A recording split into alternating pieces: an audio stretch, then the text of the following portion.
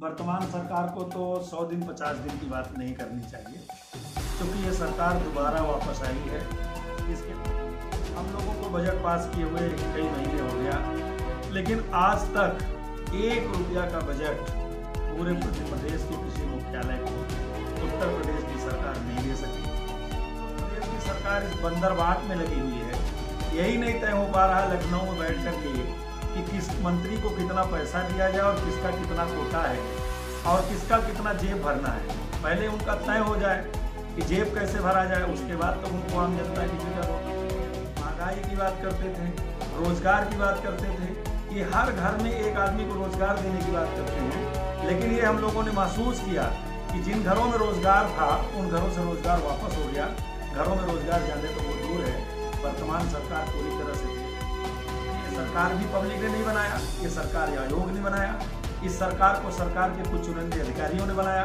इसलिए उत्तर प्रदेश की जनता अपने को ठगी महसूस करती है और 2024 में इसका परिणाम आपको दिखाई पड़ेगा।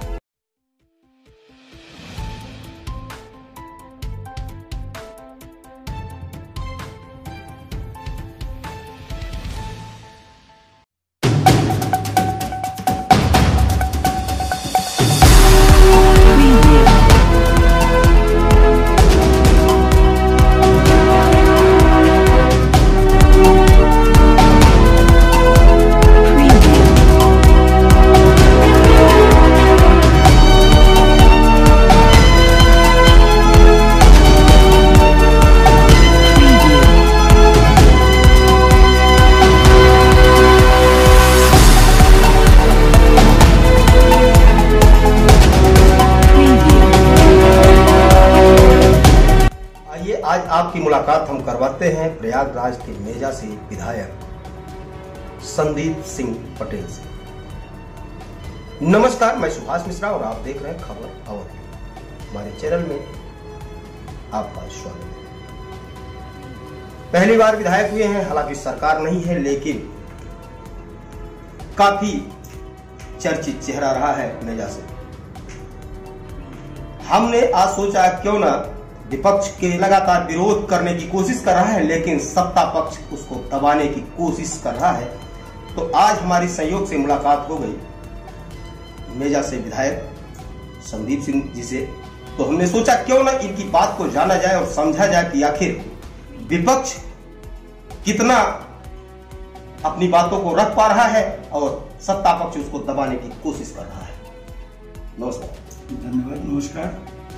हम एक सवाल आपसे करना चाहते हैं और जानना भी चाहते हैं कि अभी जल्दी ही देखा गया कि सपा के तमाम विधायकों ने विरोध किया, लेकिन उस विरोध को होने नहीं दिया गया। कहीं हाउस अरेस्ट कर दिया गया, कहीं रास्ते में रोक लिया गया, कहीं सभाओं को नहीं करने दिया गया।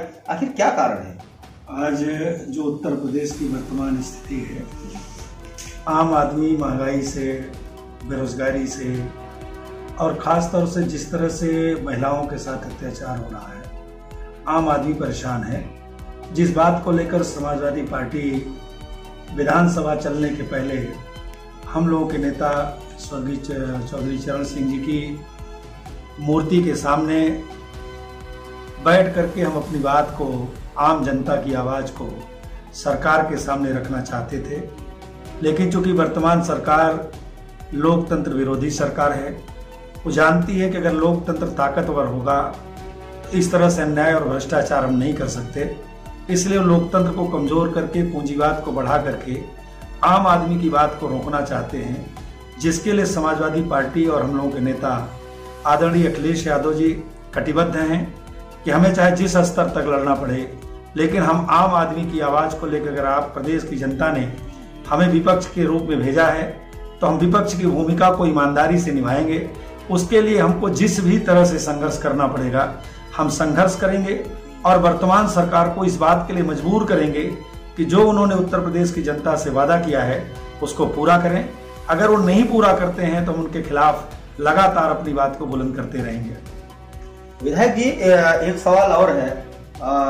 अभी रात में बहुत तेज बारिश हुई, हालांकि अब की बार बारिश बहुत कम है, लेकिन प्रदेश के जहां तहां हर हिस्से से, अभी बलिया से और देवरिया से, और इनको तो छोड़ दीजिए, खास लखनऊ से तमाम खबरें आ रही हैं कि जल जमाव की स्थिति है और रोडें गड्ढे में तब्दील हो गई हैं, जबकि ये कहा गया था कि 100 दिन के अंदर गड्ढा मुक्त सड़कें हो जाएंगी।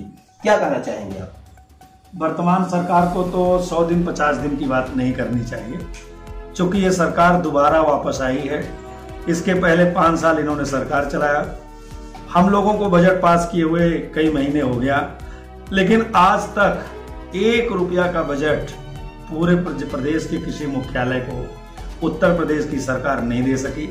अभी तो प्रदेश की सरकार इस बंदरबाट में लगी हुई है, यही नहीं तय हो पा रहा लखनऊ में बैठ करके कि किस मंत्री को कितना पैसा दिया जाए और किसका कितना कोटा है और किसका कितना जेब भरना है। पहले उनका तय हो जाए कि जेब कैसे भरा जाए, उसके बाद तब उनको आम जनता की फिक्र होगी।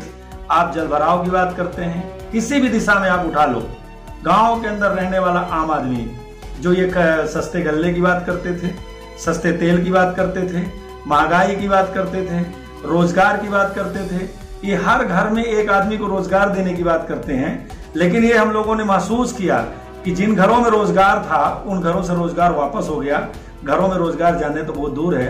वर्तमान सरकार पूरी तरह से फेल है। इसको इसलिए समीक्षा करने का समय नहीं मिलना चाहिए कि ये पुरानी 5 साल की सरकार है। ये तो किसी तरह से समय पास करने में लगे हुए हैं, ना इनके पास कोई मुद्दा है, ना इनके पास विकास की कोई योजना है। वास्तव में चूंकि ये सरकार भी पब्लिक ने नहीं बनाया, ये सरकार आयोग ने बनाया, इस सरकार को सरकार के कुछ चुनिंदे अधिकारियों ने बनाया, इसलिए उत्तर प्रदेश की जनता अपने को ठगी महसूस करती है और 2024 में इसका परिणाम आपको दिखाई पड़ेगा। अभी जल्दी की घटना है, 2-3 दिन की घटना है। लखीमपुर में 2 बहनों को मारकर पेड़ से लटका दिया गया, हत्या की गई उनकी। एक विशेष वर्ग को इसमें देखा गया कि वो साथ में था और एक दलित व्यक्ति था। सपा इस पे क्या कहना चाहती है? क्या बहन बेटियों की इज्जत अब सुरक्षित है प्रदेश में या नहीं, जबकि सरकार ये कहती है कि बहन बेटियों की इज्जत हमारे लिए सर्वोपरि है। हमारे नेता आदरणीय अखिलेश यादव जी लगातार प्रदेश की इस तरह की घटनाओं पर निगाह रखते हैं और मैं जहां तक समझता हूं कि सबसे पहले वो इन तमाम घटनाओं को फेसबुक, अपने ट्विटर के माध्यम से, टेलीफोनिक माध्यम से प्रदेश के अधिकारियों सहित समस्त जिम्मेदार लोगों को इस बात से अवगत कराते हैं। समाजवादी पार्टी लगातार बहन बेटियों की सुरक्षा की बात करती है। आपको मैं याद भी दिलाना चाहता हूँ कि उत्तर प्रदेश में जब हमारी सरकार थी, हम लोगों के नेता आदरणीय डिम्पल यादव सांसद जी ने ऐसी योजना चलाई थी, इस तरह की योजनाएं चलाई गई थी कि बहन बेटियां अपने आप को बहुत सुरक्षित महसूस कर रही थी। लेकिन जैसे ही वर्तमान सरकार आई, उन तमाम चीजों को खत्म कर दिया और केवल कहीं रोमियो स्काट बना करके, कहीं कुछ बना करके केवल आम जनता को भ्रमित करते हैं। इनके पास कोई ऐसी योजना नहीं है जिससे गांव का गरीब, किसान, नौजवान, बहन बेटी, माताएं कोई भी सुरक्षित हो। ये सबको अगर किसी पर विश्वास है तो आदरणीय अखिलेश यादव पर, और सब उन्हीं का रास्ता देख रहे हैं कि वो आएंगे तभी इस प्रदेश का विकास हो सकता है। मतलब आप ये कहना चाहते हैं कि भाजपा टोटल आडंबर कर रही है? आप भी देख रहे हैं लगातार आज देश की सरकार को बने लगभग 7-8 साल हो गए, 5 साल उत्तर प्रदेश की सरकार हो गई, एक भी काम कही हुई बात पर एक जगह आज उत्तर प्रदेश के अंदर विकास, बिजली का वो हाल है जो कई साल पहले न बिजली बन पा रही है। 24 घंटे की जगह जो शहरों में कटौती नहीं होती थी, आज शहरों में बिजली नहीं है, बाजारों में बिजली नहीं है, गांव में तो कभी रहती ही नहीं है। गांव में तो आदमी जानवरों पर, इनके अस्पतालों में, ये बारिश का टाइम है, सर्प काट रहे हैं, अस्पतालों में इनके पास स्नैक सर्प काटने के बाद इनके पास इंजेक्शन नहीं है, कुत्ते का इंजेक्शन नहीं, कोई दवाइयां नहीं है, केवल इस तरह से कागज के पन्नों पर ही चल रहे हैं और कागज के पन्नों पर सरकार चल रही है। मतलब विकास कागज के पन्नों में सिमट गया है। मैं तो समझता हूं कि कागज के पन्नों के अलावा इनके पास कोई आंकड़ा ही नहीं है। जमीन पर कहीं आप चले जाओ, किसी भी इलाके में आप चले जाओ, जहां ये कहें वहीं आप चले जाओ, आपको शून्य नजर आएगा। बहुत बहुत धन्यवाद। तो आपने देखा कि मेरा विधायक जी ने काफी मुखर शब्दों में और अपनी बातों को रखा, लगातार ये कहने की कोशिश कर रहे हैं कि सरकार पूर्ण रूप से फेल है। यही कहना चाहते हैं? बिल्कुल पूरी तरह से फेल है, क्योंकि ये सरकार पब्लिक की सरकार नहीं है, ये सरकार आयोग की सरकार है, सरकार को चुनिंदे अधिकारियों की सरकार है। और जब तक पब्लिक की सरकार नहीं बनेगी, पब्लिक ने तो हमारे नेता को चुना था, लेकिन चूंकि आयोग ने और इन लोगों ने छलावा करके तमाम चीजों में हेर फेर करके सरकार को बनाया है, इसलिए पब्लिक बहुत आहत और परेशान है, तो हमारे नेता का रास्ता देख रही है। बहुत बहुत धन्यवाद हमारे चैनल में बात करने के लिए। तो आपने देखा मेजा से विधायक माननीय संदीप सिंह पटेल जी हमारे साथ थे। इन्होंने प्रदेश की तमाम समस्याओं को लगातार उजागर करने का काम किया है और बताने का काम किया है कि मौजूदा सरकार आखिर कर क्या रही है और करना क्या चाहिए सरकार को। कुछ चीजें होती हैं जो विपक्ष से भी सीखने की होती हैं। इसके पहले देखा गया कि अटल जी जब विपक्ष में हुआ करते थे तो उनसे भी सत्ता पक्ष कुछ सीखने की कोशिश करता था। अगर उनकी बातें सही होती थी तो उसे भी मानता था। तो ऐसी तमाम खबरों को हम लेके आते रहते हैं और आएंगे, आपसे रूबरू होते रहेंगे। कैमरा पर्सन संतोष के साथ मैं सुभाष मिश्रा, लखनऊ। धन्यवाद।